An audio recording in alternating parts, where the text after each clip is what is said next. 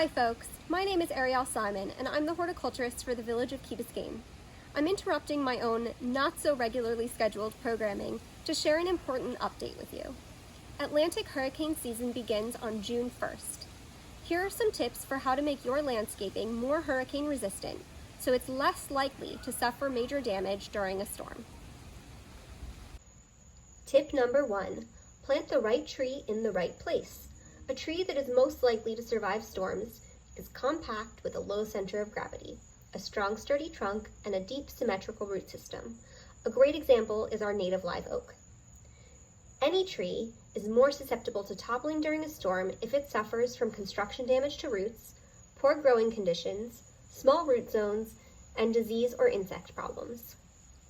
My second tip is regular pruning and maintenance are a must.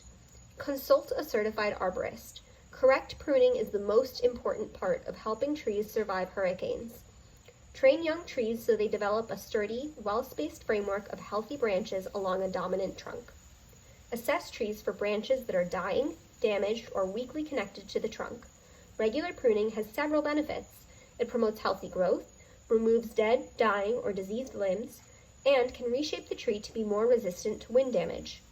Thinning or reducing the crown of the tree helps to reduce trunk movement during a hurricane. My third tip is actually what not to do. When you're pruning your trees, do not hat rack them. Hat racking or topping is when you whack off the top of a tree's canopy. It's actually illegal to do this, and this practice kills trees and does not make them safer in storms. Do not lion tail your trees. This is when you remove small branches from the larger branches and all of the foliage is left at the very end of the branch. This will make your trees top heavy and unhealthy. Think of an umbrella in heavy winds. The wind grabs at the ends and can pull the tree out of the ground. Do not, and I stress this, do not over prune your palms. You may think you need to hurricane prune your palm tree, but evidence suggests that hurricane pruning actually weakens palm trees and they could become more vulnerable to damage. Remove any coconuts along with dead fronds, but don't cut away healthy green fronds unless they're pointing toward the ground. Never remove any leaves above the horizon of 9 to 3, like on a clock. My fourth tip is keep your trees and other plants away from power lines. This way, in the event that they blow over or tree limbs become loose, they're much less likely to hit a power line and knock out power.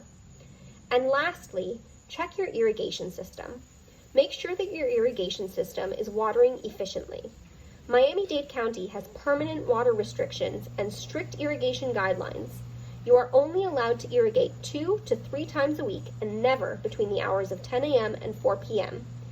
It has been state law in Florida since 1991 for every irrigation system to have a rain sensor device installed to prevent an irrigation system from coming on while it's raining or when adequate rainfall has occurred.